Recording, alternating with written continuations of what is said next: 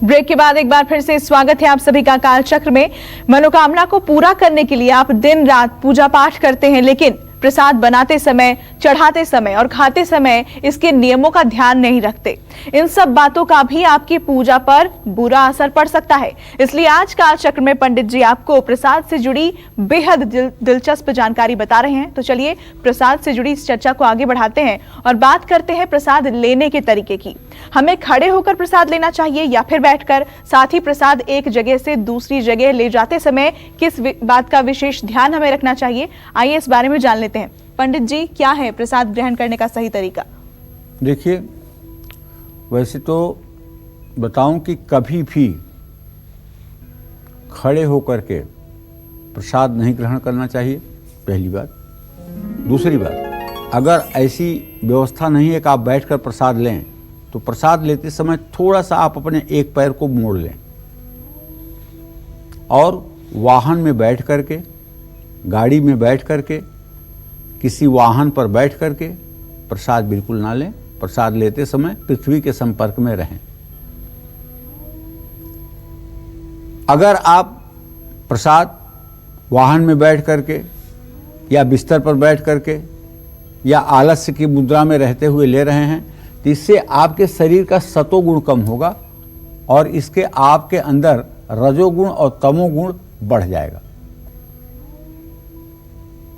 जानते हैं, रजोगुण में जब वृद्धि होती है तो आदमी के अंदर कामना और वासना बढ़ जाती है, और तमोगुण जब बढ़ता है आदमी के अंदर तो आलस्य, निद्रा और प्रमाद, इन तीन स्थितियों का जन्म होता है। और जब सतोगुण की प्रधानता होती है तो ध्यान, भजन, सेवा, परोपकार, ये कार्य होते हैं।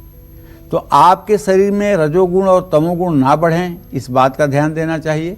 हमेशा बैठ करके प्रसाद लेना चाहिए और प्रसाद बैठ करके ही खाना चाहिए। जैसे ही प्रसाद का भोग लगे उसे तुरंत खा लें। भोग लगने का मतलब आपको जब मिले तब। भोग तो लग जाएगा बहुत पहले, लेकिन वो आपको मिलने में 10, 20, 50 मिनट की देरी भी हो सकती है। जब आपको मिले तो आप इंतजार न करें, आप उसे खा लें। बहुत देर तक ना रखें उसे अपने हाथ में। कुछ बड़े लोग होते हैं जो कभी किसी दबाव में, किसी कथा में या बड़े सत्संग में पहुंच जाते हैं, तो जब पूरी 10,000 जनता ताली बजा रही होती है तो वो या तो कुर्सी पर स्टैचू की तरह बैठे रहेंगे, और या अगर बहुत शर्म करेंगे तो एक उंगली से ऐसे ऐसे वो भी ताली बजा देंगे। इसी तरह से कुछ वीआईपी लोग प्रसाद लेने वाले भी होते हैं, जो प्रसाद को हाथ में ले तो लेते हैं, लेकिन अगल बगल वालों को प्रेशर करते हैं कि मैंने एक चुटकी ले लिया, अब तुम ले लो, तुम ले लो, तुम ले लो। ये ठीक नहीं है। प्रसाद उतनी ही मात्रा में ले जितना आप खा सकते हैं, और अपना प्रसाद अगर वहाँ और लोग वितरित कर रहे हैं तो दूसरों को नहीं देना चाहिए। लेकिन अगर और प्रसाद नहीं है, केवल आपका ही प्रसाद है, तब आप लोगों में उसे बांट सकते हैं। आप जानते हैं, प्रसाद जितना देर से आप खाएंगे उतना अच्छा प्रभाव आप पर नहीं पड़ेगा। तो आपके घर का कोई सदस्य अगर प्रसाद लेने नहीं आ पाया है और महायज्ञ में आप सम्मिलित हुए हैं, तो उसके लिए भी आपको प्रसाद घर से लेकर जाना चाहिए। और कभी कभी ऐसा होता है कि प्रसाद लेकर एक जगह से दूसरी जगह जाया जाता है, तो ऐसे में भी प्रसाद को किसी डब्बे में, कार्टून में या फिर किसी थैली में या फिर कपड़े में लपेट करके ले जाना चाहिए, ताकि प्रसाद में नकारात्मक ऊर्जा का प्रभाव कम से कम पड़े। ठीक है, वैसे तो प्रसाद वहीं ग्रहण करना चाहिए जहां प्रसाद मिलता है, लेकिन अगर आपके घर का कोई सदस्य नहीं आ सका है तो आप उसे ले जा करके भी प्रसाद दें, और वो श्रद्धा से ले तो उसे भी अच्छे परिणाम मिलेंगे। और चलिए बात करेंगे अब सिंह राशि के जातकों की। सिंह राशि वालों का आज का राशिफल क्या कहता है और इनका आज का पूरा दिन कैसा बीतने वाला है, जानते हैं इस बारे में।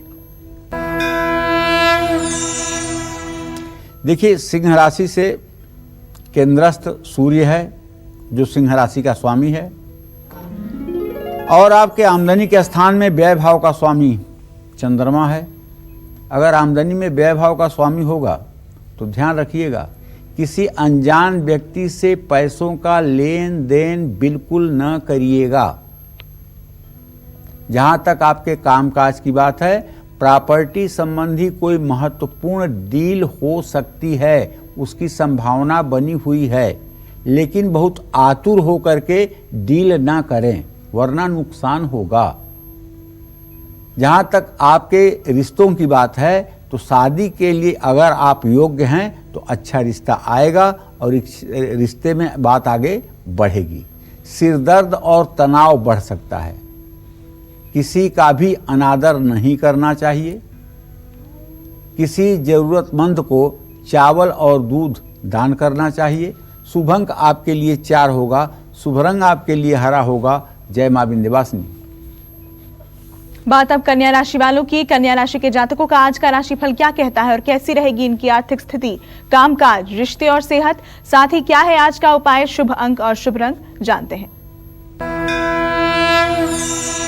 कन्या राशि के द्वितीय भाव में धन के स्थान में स्वगृही शुक्र है और सुख स्थान में और कर्म स्थान में आजीविका के स्थान में चंद्रमा है। ऐसे में दोपहर के बाद कोई महत्वपूर्ण डील होने की संभावना बनी हुई है जिससे आपको लाभ होगा। जो लोग नौकरी पेशा में हैं और कन्या राशि के हैं उनका प्रमोशन भी होने की पूरी संभावना बनी हुई है। और घर में किसी महिला की सेहत बिगड़ सकती है। आपको स्किन एलर्जी हो सकती है। खान पान में सावधानी रखें।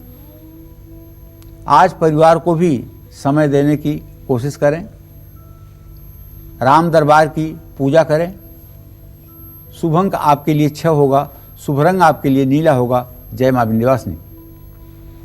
और प्रसाद लेते समय हमें कौन सा हाथ आगे करना चाहिए जिससे प्रसाद देने वाले और लेने वाले दोनों पर भगवान की कृपा बरसे? आइए जानते हैं। पंडित जी बताएं। एक कहावत है, खान पान सम्मान में रहे सदा अगवान, अब देखी दसानन बान को क्यों जाते हो पछियान। कहने का मतलब खाने में, पीने में, व्यवहार में, हर चीज़ में तो आप आगे आगे रहे। बायां हाथ कह रहा है दाहिने हाथ को, हर जगह आप आगे आगे रहे।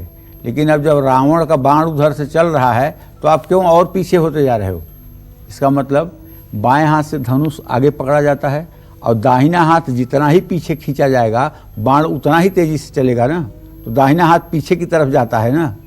तो कहने का मतलब ये है, खान पान से रिलेटेड जितने भी कार्य हैं, लिखा पढ़ी से रिलेटेड, सब दाहिने हाथ से करना चाहिए, क्योंकि बायां हाथ तमोगुण प्रधान होता है और दाहिना हाथ सतोगुण प्रधान होता है। इसलिए प्रसाद हमेशा दाएं हाथ से ही लें। अगर दोनों हाथ लगाना चाहते हैं तो दाहिने हाथ के नीचे बायां हाथ लगा दीजिए, सोने पर सुहागा हो जाएगा। बाएं हाथ से जो व्यक्ति प्रसाद लेकर के खाता है उस पर सात्विक गुणों का प्रभाव कम होता है। हिंदू धर्म में यह माना जाता है कि हर शुभ काम जिसे आप जल्दी नकारात्मक परिणाम प्राप्त नहीं करना चाहते हैं, वह काम हमेशा सीधे हाथ से यानी दाहिने हाथ से ही करना चाहिए। तमोगुण प्रधान व्यक्ति वाला प्रसाद बनाएगा तो भी प्रसाद में तमोगुण की मात्रा बढ़ जाएगी। आप समान वस्तु 2 भोजन बनाने वालों को दे दीजिए। उतना ही नमक, उतना ही तेल, उतना ही घी, उतना ही आटा, उतना ही चावल, उतना ही दाल, और दोनों लोगों से अलग अलग उतनी ही मात्रा दे करके भोजन बनवाइए और दोनों का स्वाद देखिए। जमीन आसमान का अंतर होगा। जानते हैं क्यों? जब वो कोई व्यक्ति भोजन बना रहा होता है, प्रसाद बना रहा होता है, तो उसके आँख से निकली हुई चुंबकत्व तरंगें जो होती हैं उस प्रसाद को प्रभावित करती हैं। अगर वो सकारात्मक है तो उसमें मिठास पैदा होती है, अगर वो नकारात्मक है तो उसमें कोई स्वाद नहीं होता है। इसलिए तो बुजुर्ग कहते थे कि भोजन बनाते समय महिलाएं हर समय मन में सीताराम सीताराम सीताराम करती रहें, तो इससे पॉजिटिविटी बढ़ती है। अगर सीताराम नहीं कर सकती हैं तो कोई गाना ही गुनगुनाते रहें, कोई गाना ही गुनगुनाते हुए अपने काम को करें। इससे काम में मन भी लगेगा और काम भी सुंदर होगा। तो ये सारी बातों का ध्यान रखना चाहिए कि हम उदास न हों, तनाव में न आएँ। भोजन और प्रसाद बनाते समय बिल्कुल मन में तनाव न हो, बिल्कुल गुस्सा न हो। इन सब बातों का भी ध्यान रखना चाहिए। और आइए अब जानते हैं तुला राशि वालों का आज का राशिफल क्या कहता है, कैसा रहेगा इनका आज का पूरा दिन। तुला राशि में तो स्वगृही शुक्र इस समय है ही है। तो इसका मतलब है कि आप अपने और अपने परिवार के सुख सुविधा पर दिल खोल करके आज खर्च करेंगे। कोई बात नहीं, करना भी चाहिए। कोई नया काम हाथ में आपको इसलिए नहीं लेना चाहिए कि आपके आजीविका भाव का स्वामी अभी व्यय भाव में है, इसलिए कोई नया काम हाथ में ना लें। सहकर्मियों के साथ तालमेल बनाकर रखें। जीवन साथी के साथ कलह की संभावना बन रही है, इसलिए जीवन साथी को कहीं शक करने का मौका न दें। एक दूसरे को समझने की कोशिश करें। अगर आपकी उम्र 57 साल से ज़्यादा है तो घुटनों के जोड़ों के दर्द जैसी कोई पुरानी समस्या उभर सकती है। इसके लिए आपको चाहिए कि आप गर्म पानी से कपड़ा डालकर और इसकी सेकाई करें। गुस्से पर काबू रखें, वरना आपकी प्रतिष्ठा पर असर पड़ेगा। माता पिता को कोई उपहार दें और उनका आशीर्वाद लें। शुभ अंक आपके लिए 5, शुभ रंग आपके लिए सफेद। जय मां विंध्यवासिनी। तो अलग अलग देवी देवताओं के लिए प्रसाद बनाते समय किन चीजों का इस्तेमाल बिल्कुल नहीं करना चाहिए, साथ ही लिया हुआ प्रसाद फेंकने पर आप कौन सी परेशानियों का सामना करना पड़ सकता है, जानते हैं इस बारे में भी। पंडित जी बताइए। देखिए, ऐसा है, भगवान शिव के भोग में तुलसी का पत्ता ना रखकर बेल का पत्ता रखिएगा, और भगवान गणेश के भोग में तुलसी के पत्ते की जगह दुर्वा रखिएगा, दूब घास। पीतल की थाली या केले के पत्ते पर ही भोग परोसना चाहिए। जो प्रसाद आपको दिया जाता है वो किसी और को नहीं खिलाना चाहिए। जो लोग हमेशा प्रसाद बांटते हैं, ऐसे लोग हर तरह के रोग और दोष से बचे रहते हैं। जो लोग दूसरों को आरती दिखाते हैं, वो लोग भी बड़ी बड़ी विपत्तियों से बच जाते हैं। अगर कोई प्रसाद आपको अच्छा नहीं लग रहा है तो भी उसे फेंकना नहीं चाहिए। ज़्यादा से ज़्यादा इतना हो सकता है कि अगर आप बिल्कुल नहीं खा सकते हैं तो किसी गाय को खिला दें। और ज़रूरत से ज़्यादा प्रसाद कभी लेना नहीं चाहिए। प्रसाद उतना ही लेना चाहिए जितना हमें ग्रहण करना है। नमस्कार, मैं हूं मानक गुप्ता। अगर आपको हमारा ये वीडियो पसंद आया हो तो इसे लाइक और शेयर जरूर करें, और हां, हमें सब्सक्राइब और फॉलो करना ना भूलें, ताकि आप देश और दुनिया की कोई खबर मिस ना करें।